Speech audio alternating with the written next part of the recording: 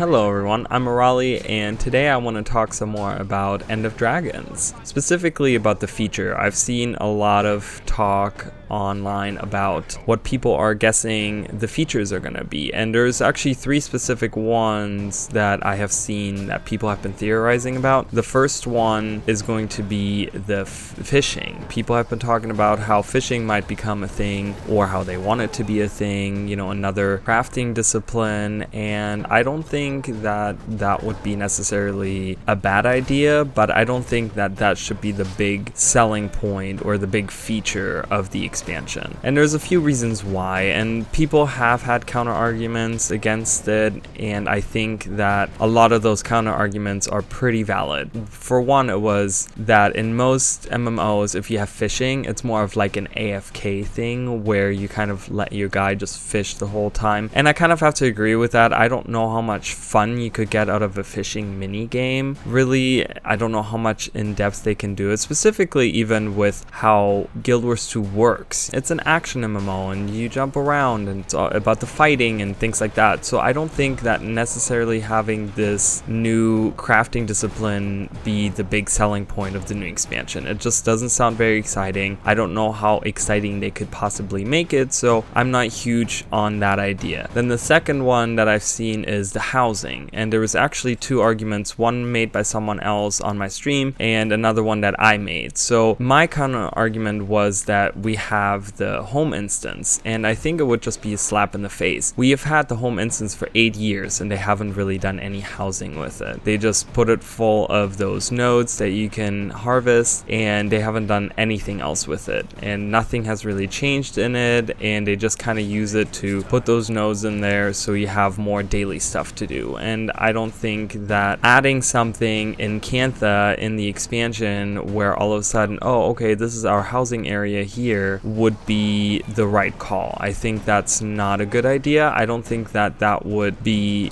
smart on ArenaNet's part to do that. So I don't, and the other argument against it was that we have guild halls, and I have to completely agree with it. I didn't even think of it at first, but we have the guild halls and they have so many guild decorations now. You can build anything in those guild halls. They have so much crap over those years. They've added all these different things, which are really cool stuff. I mean, my particular guild isn't very high in level, and wasn't, the scribe that we had wasn't very high in level, but we still had a lot of stuff, and you can do, there's so much stuff that you can get nowadays that I don't think having housing in Cantha specifically, or I don't know, added somewhere, it doesn't have to be in Cantha, but I'm just saying if they were to add housing, they would really have to put so much stuff into it in order to make it really feel like it's this big thing, this big feature. They would have to add all these decorations and all these things that you could make in order to make it feel like, yes, this is my house, and this is like a really in-depth like feature that we can advertise as something that's like, this is the big feature of our new expansion coming out. And they would have to combine both the guild hall decorations with what we already have in home instance, I think, because those nodes would really fit into the housing. So I don't think that that's something that's gonna happen, or that's even feasible on ArenaNet's part to do, because I feel like it would just be way too much work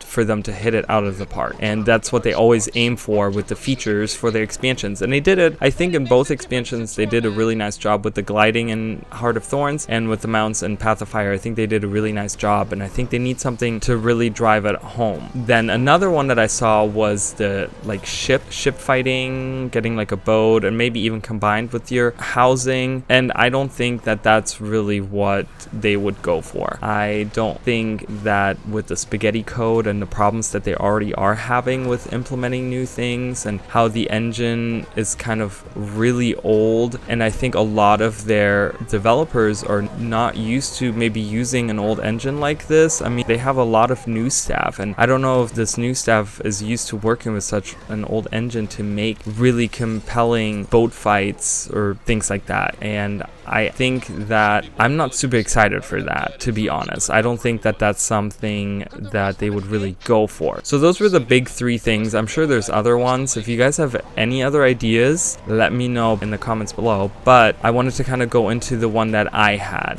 because I didn't want to just sit here and say, oh, these aren't going to happen, without kind of giving my own. But I wanted to talk more about how people are also hoping for the Tengu to come in as a playable race. And I don't think that that is something that will happen. And the reason is because of how hard it would be for ArenaNet to do that in a way where it feels satisfying, and it's just a lot of work. We have hundreds of thousands of skins in the game that they would have to make fit on these Tengu, and just implementing the Tengu, I don't know if that is a good idea, because I feel like it would just suck so many resources from something else they could possibly do away, to the point where yes, we might get this really cool race, but is the other stuff going to be really good? Because I want this entire expansion to be overall really, really good. Like as a whole, I want this expansion to be really good. And I don't think that if they go into it and say, okay, we're making this race, but we have to make 100,000 skins fit on this. I mean, that's a lot of work, guys. I mean, I'm not a developer, but I can only imagine. We still have clipping issues on Char. And if they release this race and it has clipping issues everywhere, I don't think people are going to be super excited for it. If every little skin doesn't fit, or if they leave some of the skins out even, I don't think people would be very happy with it or satisfied with it. So I think on ArenaNet's part, it's not that feasible that they can look at it and say, yeah, we can really make this a huge thing. So my idea was, as a feature, to have what we call factions. So the End of Dragons is going to be based in Cantha, and the original Canthan expansion, or standalone campaign as they called them, was called factions. But you never really like joined a factions. It was just, there was a lot of different factions that were fighting each other, and they were you kind of moved through the world doing your own thing, dealing with all these different factions. I think we're kind of seeing the predecessor of a system called factions, because we have different factions, different alliances pretty much that we're making right now, with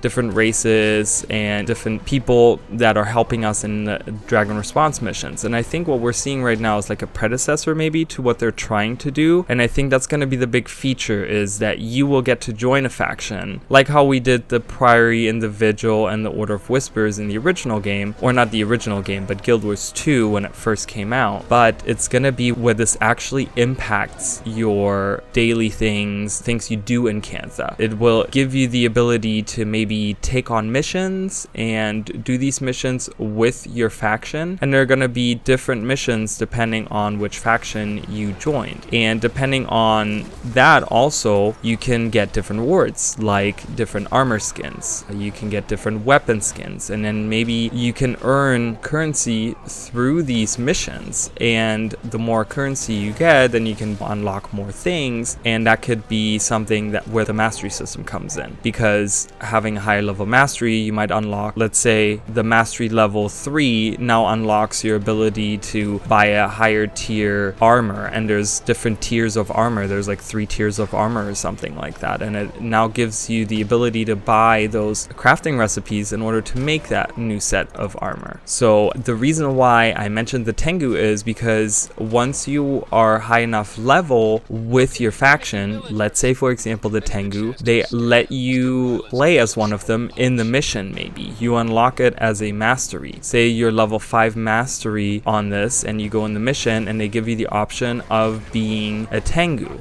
and maybe a Tengu with a predetermined set of skills, kind of like how we saw that in Visions of the Past, where we got to be Ryland with his greatsword, the one that he built himself, and you get those awesome skills. And maybe they could create something like that where you, maybe not necessarily one character, but you have an option of like 3 different Tengus that you can pick from, and you can play as one of them. That would kind of alleviate the whole problem of making a playable race if you just need to make it work in one mission. So it might be like the middle of the road here, kind of trying to do like both things, and maybe satisfying the people that are calling for these types of things. But it would also open up the possibility of getting playing other things, like playing a dwarf or playing a centaur or a squid or a quaggan or whatever, and there could be different factions like Kurziks and Luxons. We were going to Cantha, so there's of course other things that are out there that we could maybe join, and joining the Luxons or the Kurziks in their armor skins, or maybe some of their heroes that they have or something, you can play as them. That would be really cool. But I think that's maybe something they would go for, and that's kind of just my theory on what the feature could be. So this might be super far-fetched, this whole theory, but I think it's more feasible than some others that I have seen, and I'm not saying that I'm right, but I just kind of wanted to look at it through ArenaNet's perspective, because they have, with End of Dragons, a lot of things that they have to hit a home run on in order to keep the people that are kind of getting tired of the game maybe a little bit, and they want to have some long-term goals. And this would also give you some long-term goals, because one thing that they could do is they could have you join a faction with one character, and that locks you into that faction and you won't be able to switch. So you'd have to have a new character that now goes through the other faction. So there's replayability. If they have like 5 different factions, you know, at this point have to choose 5 different characters. And yes, maybe the mastery levels is, you know, those are across your whole account, but you would still have to go through and maybe do a certain amount of missions in order to be able to unlock this. It's not just locked behind a mastery level, but hey, you need to finish all of these missions, or you need to have this and this much currency in order to unlock the next level of your weapon set or your armor set, or being able to use a